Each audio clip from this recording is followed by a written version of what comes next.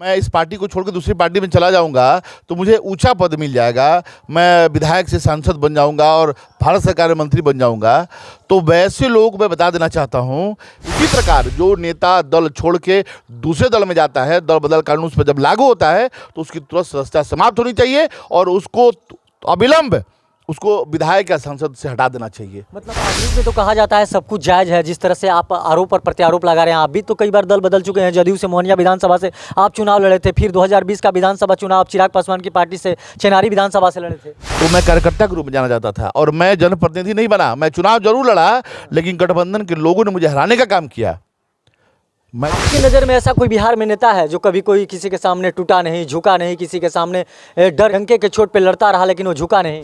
देखिए, बिहार ने इस सदी का नायक, जिसको लालू यादव कहा जाता है, सभी लोगों ने घुटना टेक दिया, लेकिन उस आदमी ने घुटना नहीं टेका। क्योंकि मैं भी एक क्षत्रिय हूँ। क्षत्रिय इसलिए हूँ कि आप मेरा भी वंश पकड़ लीजिए। हम लोग भी राजस्थान से आए हैं।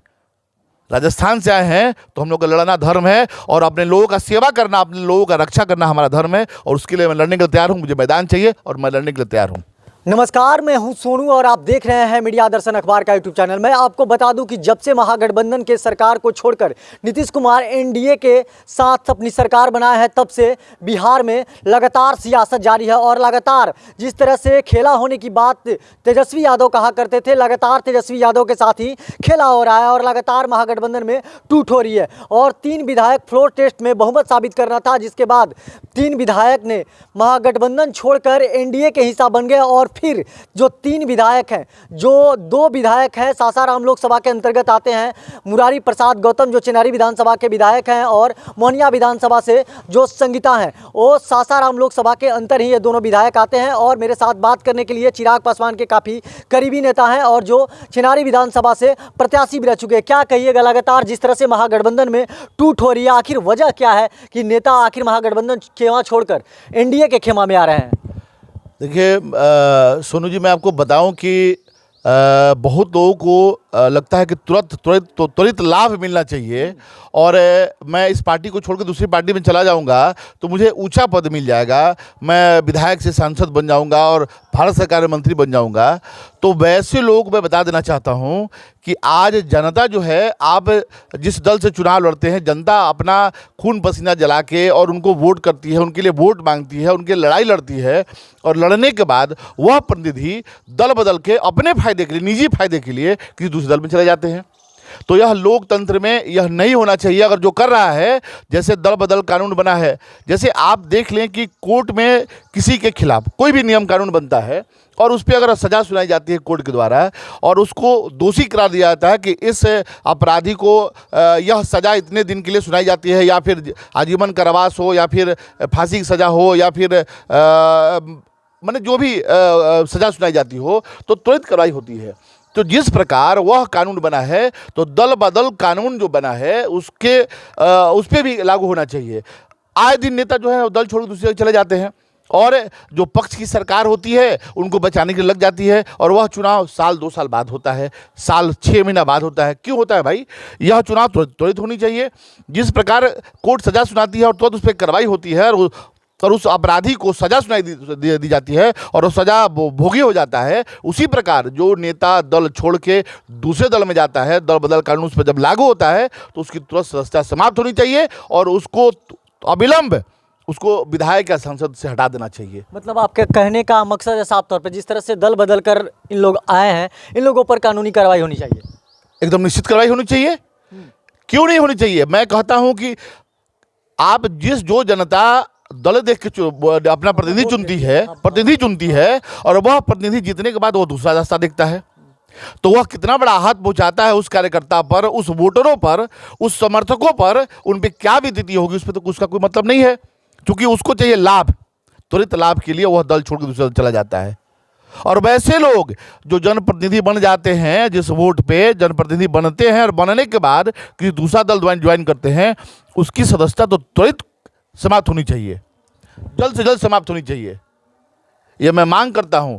जो कानून बनाया है, जिस लोकसभा में, जिस राज्यसभा में यह नियम पारित हुआ है, तो यह भी नियम पारित होना चाहिए कि तुरंत 1 सप्ताह के अंदर उन पर कार्रवाई होनी चाहिए। क्या वह अपराधी नहीं है? जब आप कानून बनाते हैं, किसी को सजा देते हैं तो वो अपराधी हो गया। तो दल बदल कानून जो है, अगर आप दल बदलते हैं तो वो भी अपराधी है, उस पर भी लागू होना चाहिए, उसकी सजा तुरंत जानी चाहिए। लेकिन राजनीति में तो कहा जाता है सब कुछ जायज़ है। जिस तरह से आप आरोप पर प्रत्यारोप लगा रहे हैं, आप भी तो कई बार दल बदल चुके हैं। जदयू से मोहनिया विधानसभा से आप चुनाव लड़े थे, फिर 2020 का विधानसभा चुनाव चिराग पासवान की पार्टी से चेनारी विधानसभा से लड़े थे। निश्चित तौर पे मैं आपकी बात से सहमत हूँ। मैं जदयू से मोहनिया जरूर लड़ा था, लेकिन कार्यकर्ता के रूप में मैं अपने कर्तव्यों का अच्छी तरीके से निर्वहन किया। और आपको बता दूं कि मोहनिया में जब तक मैं जदयू में रहा, मैं आदरणीय मुख्यमंत्री जी नीतीश कुमार जी, मैं जिस पार्टी में था उसके उसमें अध्यक्ष हुआ करते थे, और वो कहते थे कि हमारा एक वहाँ पे मजबूत कार्यकर्ता है। तो मैं कार्यकर्ता के रूप में जाना जाता था, और मैं जनप्रतिनिधि नहीं बना। मैं चुनाव जरूर लड़ा, लेकिन गठबंधन के लोगों ने मुझे हराने का काम किया। मैं तो चुनाव वहाँ उपचुनाव सरकार कभी हारती नहीं है, लेकिन मैं हारा, मुझे हराया गया। लेकिन मैं वो पीछे नहीं जाना चाहता हूँ। मैं प्रतिनिधि नहीं बना हूँ, मैं विधायक नहीं बना, मैं सांसद नहीं बना, लेकिन जो बन के हटता है वो सबसे बड़ा अपराधी है। लेकिन लगभग देखा जाए बिहार में या चाहे देश में लगातार नेता जो है लगातार दल बदलते हैं अपने फायदे के लिए, जनता का हित नहीं देखते हैं। वही जनता जो है लगातार अपनी वोट देती है, लाठी खाते हैं, डंडे खाती है, मगर फिर भी नेता चुनाव जीत जाने के बाद पार्लियामेंट पहुँच जाते हैं, विधान पार्षद पहुँच जाते हैं, विधानसभा पहुँच जाते हैं, मगर जब उनके भविष्य के बारे में चुनना होता है तो खुद अपने फायदे के लिए दल बदल लेते हैं। आखिर ऐसा क्यों किया जाता है? आखिर नेताओं को वहां तक पहुंचाने में सबसे ज़्यादा योगदान जनता का रहता है। देखिए, अब समय आ गया है।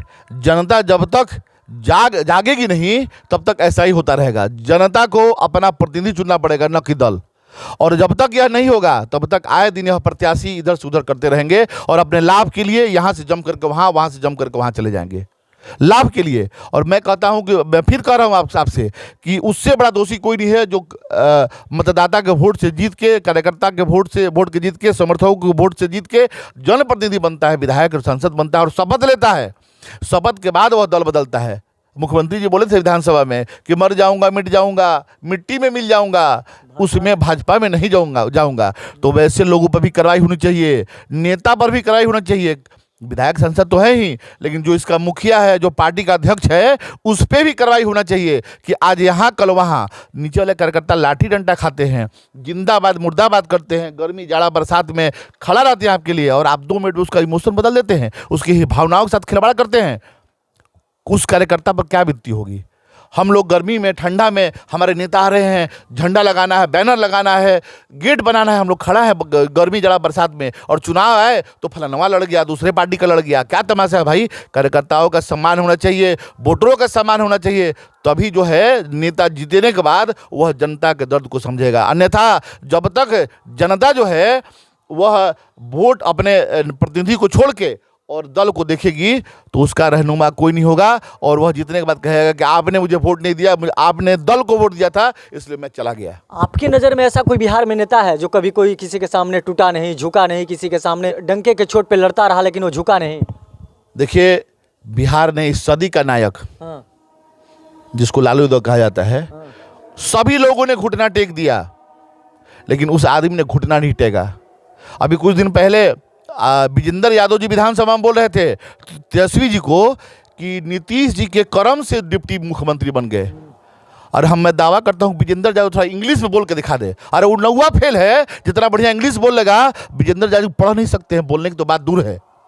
तो आरोप देखिए, मैं किसी के पक्ष, देखिए, जो एक खिलाड़ी होता है, जो एक नेता होता है, उसके कुशल नेतृत्व की बात करता है।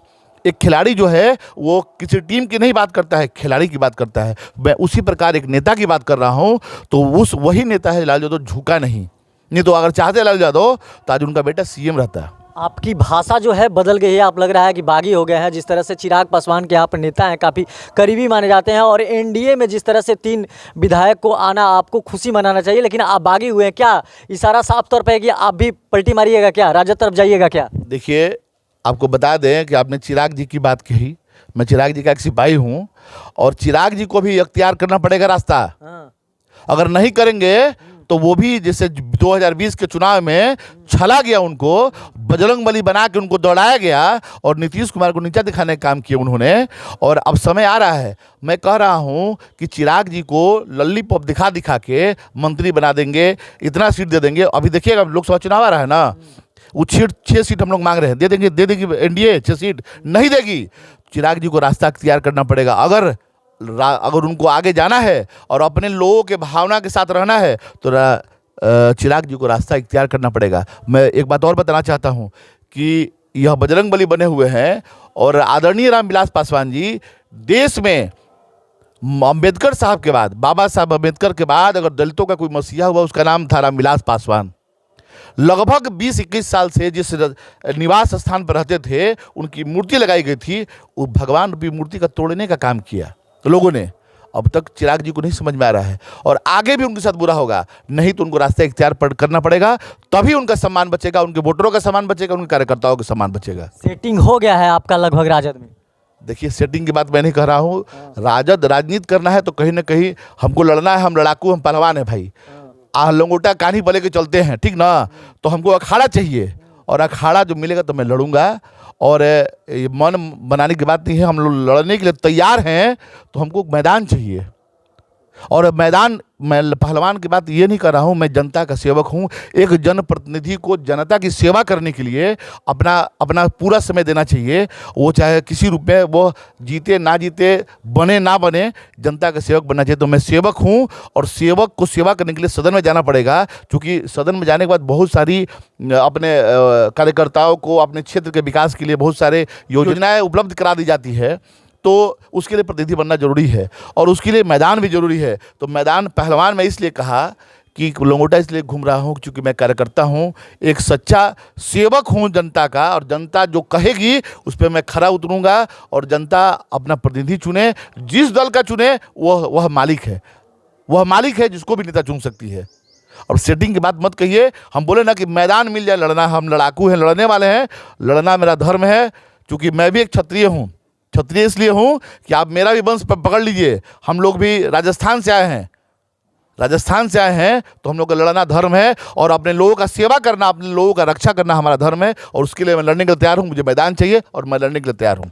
जैसे कि अभी आपने चिराग पासवान के काफ़ी करीबी शेखर पासवान से सुना, साफ तौर पे दल बदल नेताओं के खिलाफ इन्होंने साफ तौर पे अपील किया कि ऐसे नेताओं पर कानूनी कार्रवाई होनी चाहिए, केवल जनता पर ही कानूनी कार्रवाई नहीं होनी चाहिए। जनता अपनी एक एक बहुमूल्य वोट देकर ऐसे नेताओं को विधानसभा और लोकसभा पहुँचाने की काम करती है। वहीं इनका भाषा जो है अब बदल गया है और साफ तौर पर जब मैं इनसे बात किया कि क्या इशारा आपका राजद तरफ है, क्या आप भी राजद खेमा में जाइएगा, तो इन्होंने कहा कि मैं एक पहलवान हूं, लंगोटा लेकर तैयार हूं मैदान में लड़ने के लिए। बाकी तमाम आप ऐसे ही खबर देखने के लिए हमारे साथ बने रहिए। तब तक के लिए दीजिए इजाजत, धन्यवाद।